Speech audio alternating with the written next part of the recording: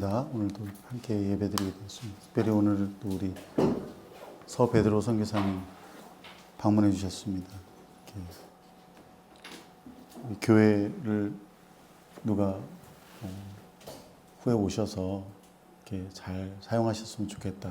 저희가 기도를 했는데 귀한 선교사님 오시게 돼가지고 너무 감사하고요. 이따가 우리 예배 끝나고 인사 말씀 잠깐 나누도록 하겠습니다. 오늘 하나님 말씀 보겠습니다. 고린도전서 15장 50절부터 58절까지 말씀입니다. 형제들아 내가 이것을 말하노니 혈과 육은 하나님 나라를 이어받을 수 없고 또한 썩는 것은 썩지 아니하는 것을 유업으로 받지 못하느니라.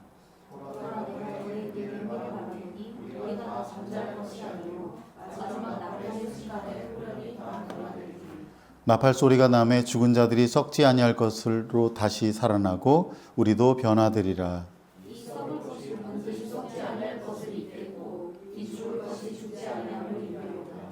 이 썩을 것이 썩지 아니함을 입고 이 죽을 것이 죽지 아니함을 입을 때에는 사망을 삼키고 이기리라고 기록된 말씀이 이루어지리라.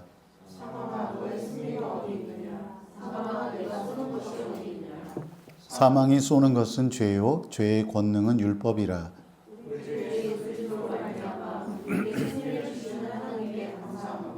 같이 읽겠습니다. 그러므로 내 사랑하는 형제들아 견실하며 흔들리지 말고 항상 주의 일에 더욱 힘쓰는 자들이 되라. 이는 너희 수고가 주 안에서 헛되지 않은 줄 알미라. 아멘. 만일 예수님의 부활이 없다면 어떻게 됐을까요? 예수님께서 십자가에서 죽으신 것으로 끝났다. 그냥 다른 여타 사람들처럼 죽었고 어디에 묻혔고 끝났다. 이러면은 어떤 일이 역사 가운데 일어났을까요? 우리가 믿고 전하는 이 복음은 헛소리에 불과할 것입니다. 우리의 믿음도 근거가 없었을 겁니다. 죽은 자의 부활이 없고 부활하여서 영원한 하나님 나라에 살게 된다고 하는 그것이 없다면 이 세상이 전부라고 하면은 우리 그리스도인들은 이 세상에서 가장 불쌍하고 어리석은 삶을 산다고 할 수 있습니다. 또한 우리가 여전히 죄와 사망 가운데 있기 때문에 하나님의 진노를 피할 수가 없을 겁니다. 그러나 예수님은 죽은 자 가운데서 부활하셨습니다. 예수님의 부활은 나사로처럼 단순히 죽었다가 살아난 정도가 아니었습니다. 호흡이 멈췄다가 다시 심장이 박동한 것이 아니고요. 예수님은 죽은 자 가운데서 부활하실 때 온전한 몸을 가진 새로운 인간의 삶을 시작하셨습니다. 부활하신 예수님은 더 이상 약하거나 노쇠하거나 죽지 않는 영원한 몸을 입으셨습니다.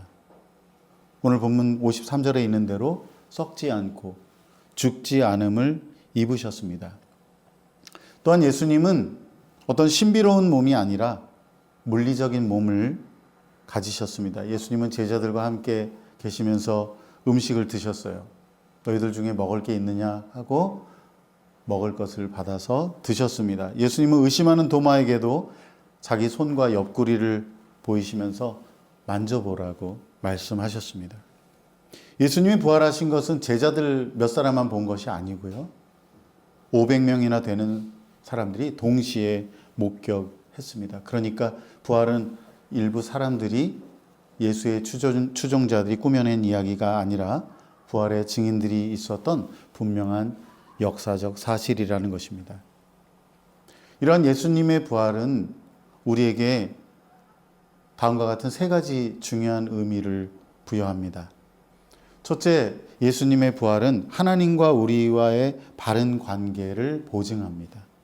우리 다 같이 로마서 4장 25절 말씀 읽겠습니다. 예수께서는 우리의 범죄로 인해 죽음에 넘겨지셨고 우리의 의를 위해 살리심을 받았습니다. 아멘.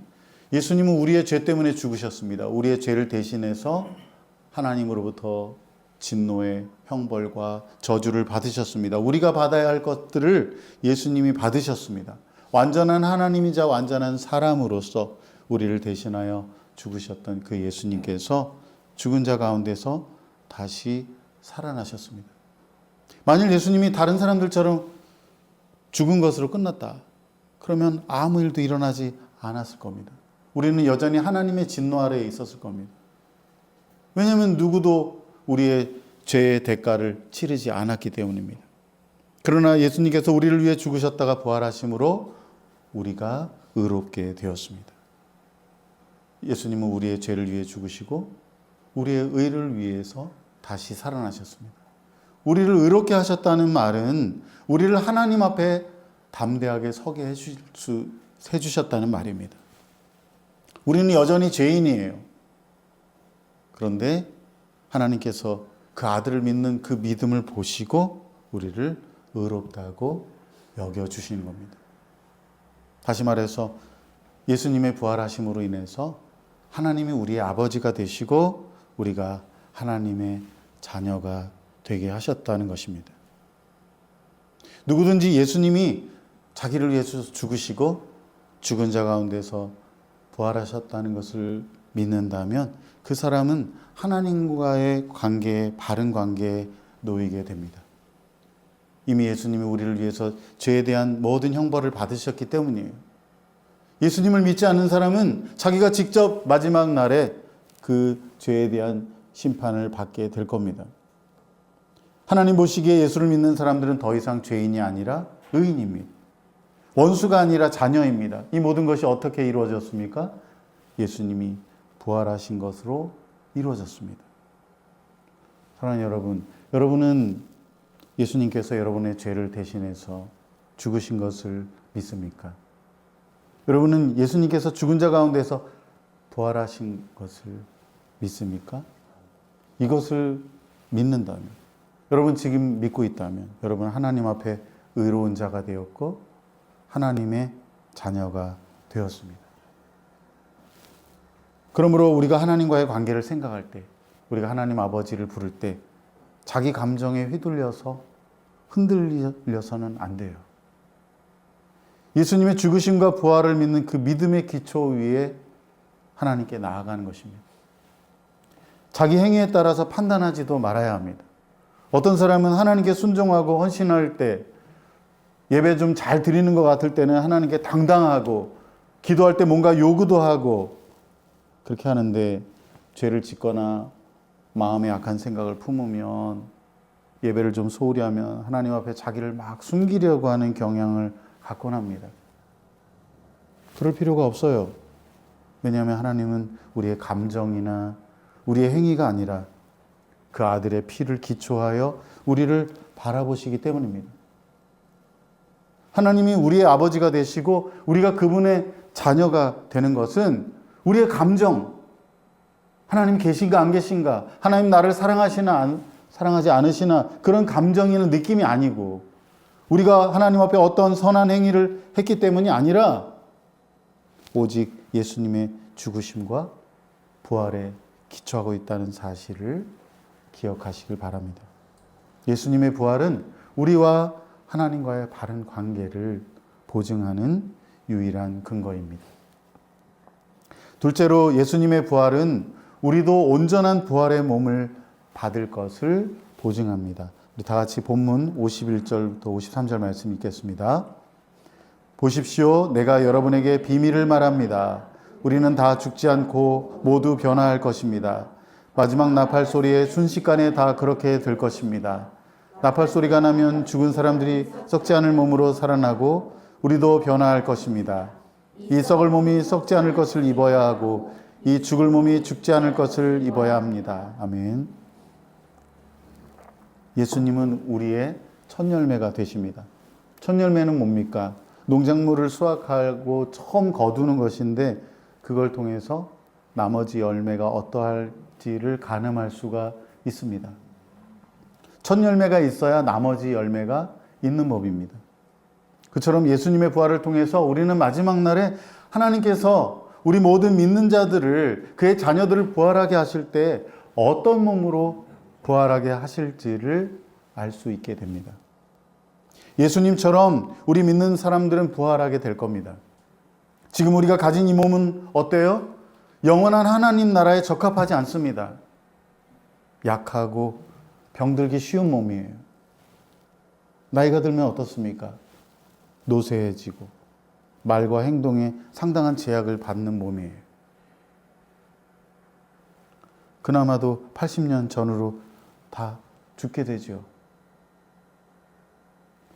그래서 우리가 새로운 몸을 입어야 합니다. 그래야만 영원한 하나님 나라에서 우리가 살 수 있는 겁니다. 그래서 예수님이 오시는 그날에 우리 모두가 부활하게 되는 거예요.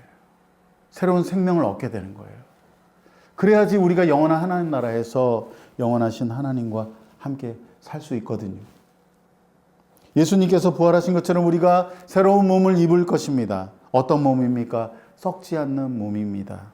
약하거나 병들지 않는 몸입니다. 몸의 기능이 노쇠해지거나 망가지지 않을 것입니다. 다치거나 아프지 않을 겁니다. 그 나라에는 장애인이 없을 것입니다. 지금은 몸의 부활과 또 우리 영혼의 온전함도 함께 생각해야 하는데요. 지금은 여러 가지 삶의 환경이나 어려움 때문에 우울증과 불안을 겪는 사람이 얼마나 많은지 모릅니다. 이것이 다 타락의 결과죠. 신경쇠약과 공황을 겪는 사람들이 너무 많은데 그날에는 그럴 일이 전혀 없을 것입니다. 한마디로 지금 우리가 가진 몸과 질적으로 전혀 다른 그런 몸을 가지게 될 것입니다. 뿐만 아니라 우리가 부활하여서 이 부활한 몸은 죽지 않을 것입니다. 단순히 질적으로 온전한 몸일 뿐만 아니라 시간적으로도 지속성을 띠게 됩니다. 물론 하나님의 영원하심에 비할 바는 아니지만 우리가 그분의 그 영원한 생명을 일부 부여받아서 부활의 몸으로 변화되어 죽지 않을 거예요. 오늘 많은 사람들이 그렇게 갈구하고 노력하는 것이 뭡니까? 죽지 않으려고 하는 거예요. 늙지 않으려고 하는 겁니다. 병들지 않고 건강하기 원하고 오래 살기를 원해요. 건강하고 넉넉한 노후를 바라보면서 살아갑니다. 그것 때문에 자기의 시간과 에너지와 모든 물질을 많이 사용하죠. 하지만 그게 되지 않아요. 깨어지고 망가진 이 세상에서 사람이 얼마나 건강하게 오래 살 수 있겠습니까? 사랑하는 여러분, 참된 생명이신 예수님을 만나야만 죽음 그 너머를 볼 수가 있습니다. 예수님의 부활은 우리도 나중에 예수님처럼 온전한 부활의 몸을 받게 된다는 것을 보증합니다.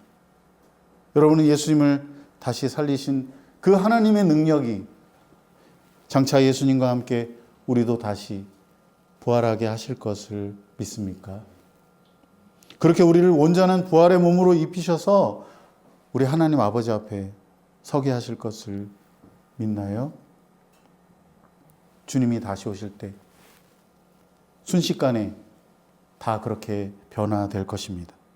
우리 썩을 몸이 썩지 않을 몸을 입고 우리 죽을 몸이 죽지 않을 몸을 입을 겁니다.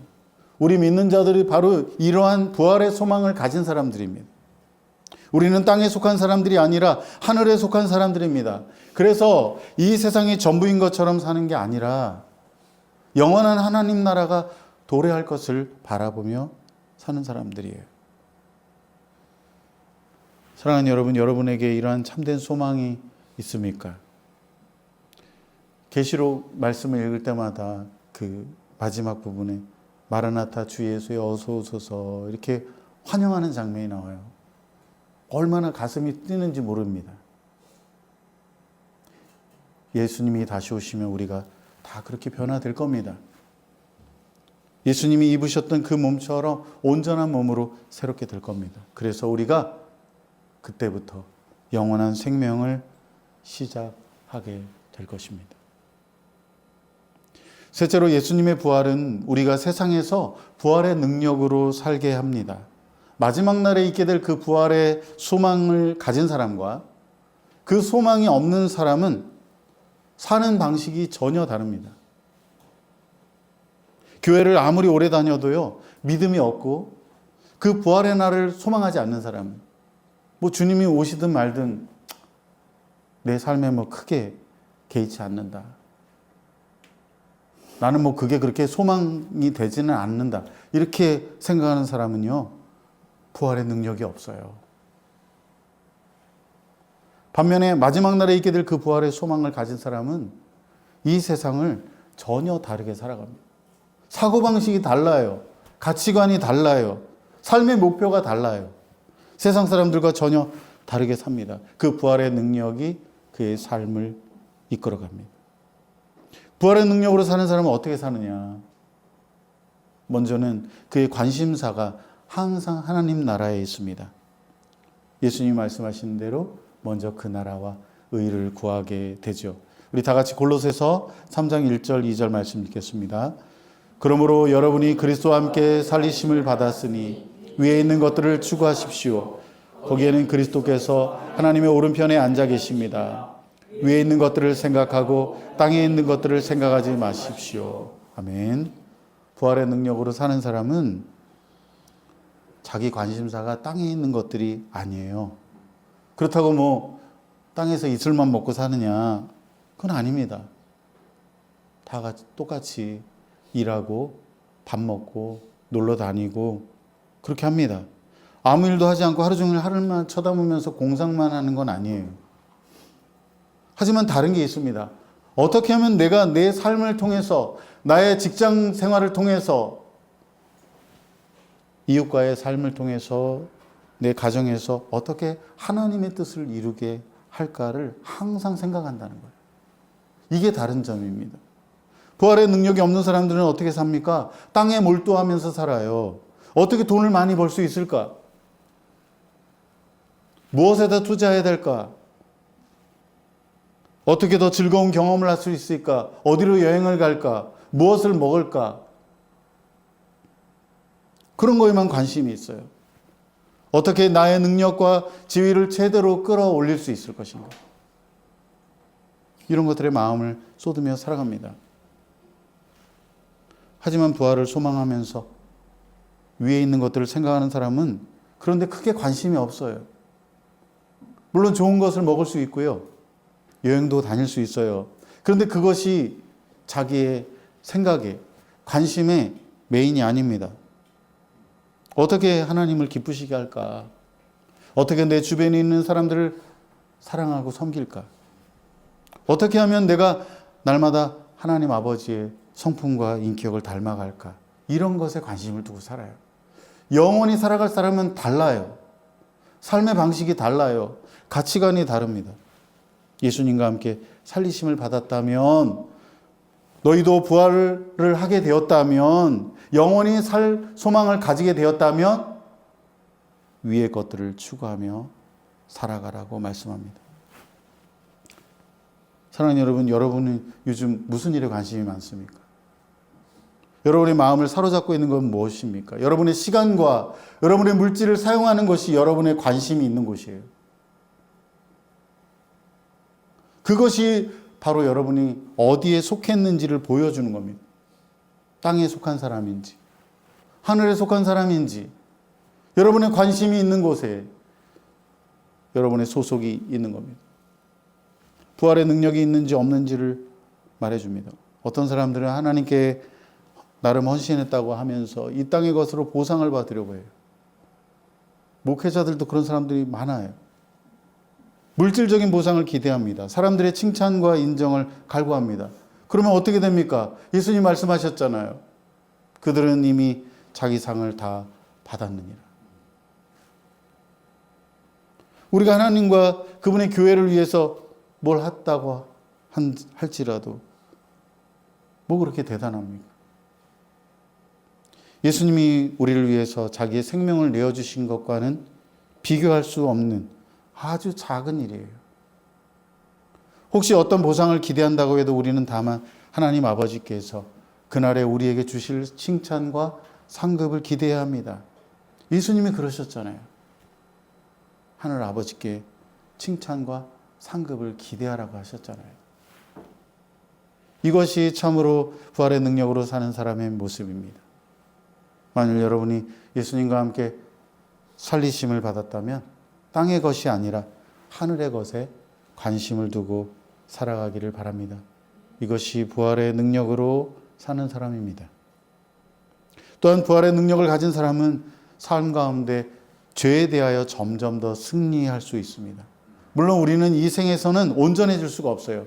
나는 무죄한 삶을 살아 그렇게 말할 수 없습니다. 때로는 우리가 죄를 짓고 실패할 수가 있습니다. 하지만 죄가 우리를 지배할 수는 없어요. 죄가 우리의 삶을 통제할 수 없습니다. 그냥 항상 죄에 매여서 살아가는 그런 삶을 더 이상 살 수 없다는 거예요. 왜? 우리 안에 부활의 능력을 주셨기 때문입니다.